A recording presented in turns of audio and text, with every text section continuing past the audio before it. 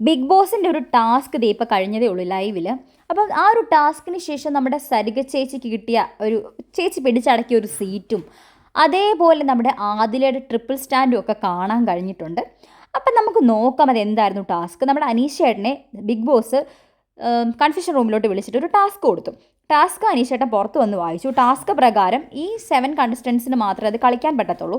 അവരുടെ life long വേണം എന്ന് തോന്നുന്ന ഒരു ഫ്രണ്ട്ഷിപ്പ് അവിടെ വന്ന് പറയുക. ഒരു സ്ക്രീൻ ഉണ്ടാവും, ആ സ്ക്രീനിൽ വന്നിട്ട് ഈ ഒരു ടൂത്ത് പേസ്റ്റും അതിൻ്റെ ഇതൊക്കെ ഉണ്ടാവും, ഒരു പ്ലക്കാർഡൊക്കെ ഉണ്ടാവും. അത് പിടിച്ചിട്ട് അതൊരു KP നമ്പൂതിരീസ് 100 ഇയേഴ്സ് തികഞ്ഞതിൻ്റെ ഒരു അഡ്വർടൈസ്മെൻറ്റ് പോലെ കേട്ടോ അവരത് ചെയ്യുന്നത്. അപ്പം അത് ചെയ്യുക എന്നുള്ളതാണ് ടാസ്ക് ആയിട്ട് വരുന്നത്. അപ്പം ഇവിടെ ആർക്കും പോകാൻ താല്പര്യമില്ല, കാരണം ഈ 7 കണ്ടസ്റ്റൻസിന് മാത്രമേ അത് കളിക്കാൻ പറ്റത്തുള്ളൂ, വേറെ ആർക്കും കളിക്കാൻ പറ്റത്തില്ല. അപ്പോൾ അത് വെച്ച് നോക്കുമ്പോൾ ഇവരൊക്കെ എന്തിനാണ് പോകുന്നതെന്ന് പറഞ്ഞ് ജിസയിലും ആര്യനൊക്കെ ഇങ്ങനെ കിടക്കാണ്, നമുക്കൊന്ന് പോകണ്ടടാന്ന്. അപ്പോൾ റെന ഫാത്തിമ ബിന്നിയൊക്കെ വന്ന് പറയവേ ചുമ്മാ വാ വന്ന് കളിച്ചിട്ട് പോകും, അല്ലെങ്കിൽ അവരൊന്ന് സപ്പോർട്ട് ചെയ്തിട്ട് പോകും, കണ്ടിട്ട് പോകുന്ന കളി രീതിയിൽ അവർ വിളിക്കുന്നുണ്ട്. അപ്പോൾ നമ്മുടെ സരിക ചേച്ചി ഇങ്ങോട്ട് വന്നിട്ട് പറയുകയാണ് ഈ ഒരാളെ മാത്രം ലൈഫ് ലോങ് കൂട്ടാൻ വിളിച്ചാൽ മതിയോ, 2-3 പേരെയൊക്കെ വിളിച്ചായിരുന്നെങ്കിൽ നല്ലതായിരുന്നു എന്ന്. അപ്പോൾ റെന ഫാത്തിമ പറഞ്ഞിട്ടുണ്ട് 2-3 പേരെ വിളിച്ചാലും നിങ്ങളെ വിളിക്കത്തില്ല എന്നുള്ള രീതിയിൽ റെന ഫാത്തിമ ചുമ്മാ കളിയാക്കുന്നുണ്ട്. ആ സമയത്ത് ആര്യൻ പറയുന്നുണ്ട്, ഓ ഞാൻ ഔട്ടായില്ലായിരുന്നെങ്കിൽ ഞാൻ ജിസേലിനെ വിളിക്കത്തുള്ളായിരുന്നു എന്ന്.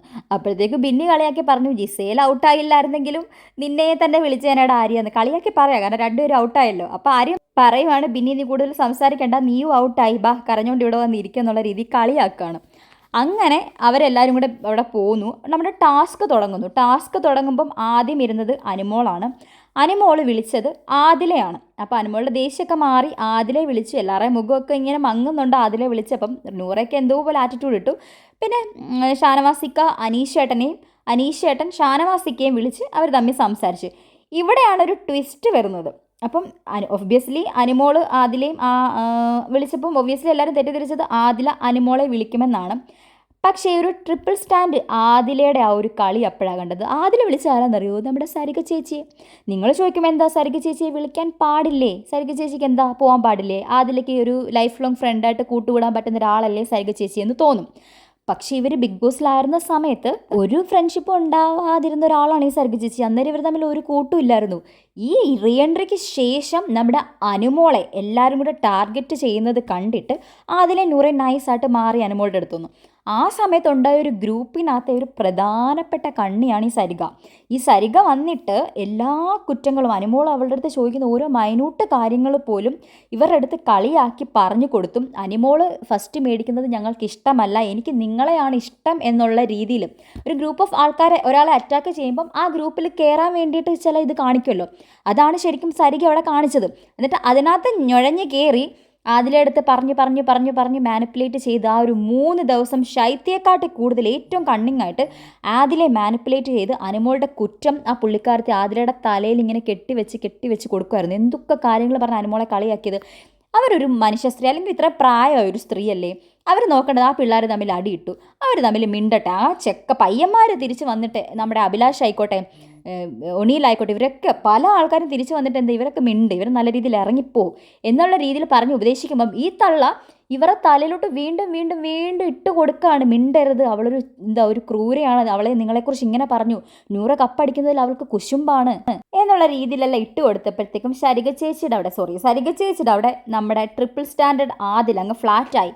ഇപ്പം അവൾക്ക് അനുമോളെ വേണ്ട, ശൈത്യം വേണ്ട, ലൈഫ് ലോങ് കൂടെ കൂട്ടാൻ വേണ്ടി സരിക ചേച്ചി മതി. മേ ബി അനുമോളെ എടുത്തിട്ട് ശൈത്യയെ ഒഴിവാക്കി കഴിഞ്ഞാൽ ശൈത്യക്ക് എന്ത് തോന്നും എന്ന് വിചാരിച്ചിട്ടാണോ ഇനി ശൈത്യം എടുത്ത അനുമോൾ എന്നെ ചൂസ് ചെയ്തു, അനുമോൾക്ക് ഇനി എന്ത് തോന്നുമെന്ന് വിചാരിച്ചിട്ട് എടുത്താണോ എന്ന് അറിയത്തില്ല. എന്തായാലും ആദില സരികയുടെ അവിടെ കുറച്ച് ഫ്ലാറ്റായി പോയിട്ടുണ്ട്. അത് അവളുടെ നാശത്തിനാണ്. ഇത്രയും കുശുമ്പും കൊന്നായ്മയും പിടിച്ച സ്ത്രീകളോട് ഇടപെടാതിരിക്കുക എന്നാണ് ആദിലയ്ക്ക് നല്ലത്. എനിവേ നമ്മുടെ അക്ബർ വന്നു. അക്ബർ ചൂസ് ചെയ്തത് അപ്പാനിയാണ്. ആസ് യൂഷ്വൽ അവർ നല്ല ഫ്രണ്ട്സാണ്. അപ്പാനിയെ ചൂസ് ചെയ്തു. പിന്നെ നമ്മുടെ നെവിൻ ചൂസ് ചെയ്തത് മസ്താനിയാണ്. ഒരു ട്വിസ്റ്റ് ഉണ്ടായിരുന്നു, വേറെ ജിസേലിനെയൊക്കെ എക്സ്പെക്ട് ചെയ്തു. പക്ഷേ മസ്താനിയെക്കുറിച്ച് പറഞ്ഞത് ആങ്കറിങ് ചെയ്യാനൊക്കെ എനിക്ക് വളരെ വലിയ താല്പര്യമാണ്, നിൻ്റെ ആങ്കറിങ് ഒക്കെ കണ്ടിട്ടാണ് ഈ ആങ്കറിങ്ങിനോടുള്ള ഇഷ്ടമൊക്കെ തോന്നി തുടങ്ങിയത് എന്നുള്ള രീതിക്ക് മസ്താനിക്ക് ആ ഒരു ഇതിട്ട് കൊടുക്കുമായിരുന്നു. ബിക്കോസ് മസ്താനിയുടെ ആ ഒരു മസ്താനി കുറച്ച് ഡൗൺ ആയിരുന്നു. അപ്പോൾ അത് മനസ്സിലാക്കി കണ്ടറിഞ്ഞ് ആര്യൻ കുറച്ച് സപ്പോർട്ട് എന്ന രീതിയിൽ മസ്താനിക്ക് കൊടുത്ത പോലെ എനിക്ക് തോന്നി. പക്ഷെ അതൊരു നല്ല കാര്യമായിരുന്നു.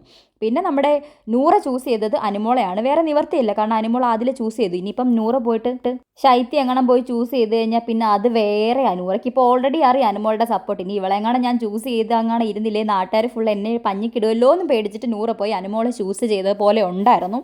അപ്പോൾ നോക്കാം, ഇവരുടെ പ്രമോ വീഡിയോ ഏഷ്യാനെറ്റ് ഇട്ടിട്ടുണ്ട്, ഇവർ തമ്മിലുള്ള സ്നേഹം സൗഹൃദത്തിൻ്റെയൊക്കെ വീഡിയോ. അങ്ങനെ തമ്മിൽ ഇവർ പാച്ചപ്പൊക്കെ ആവുന്നുണ്ട്.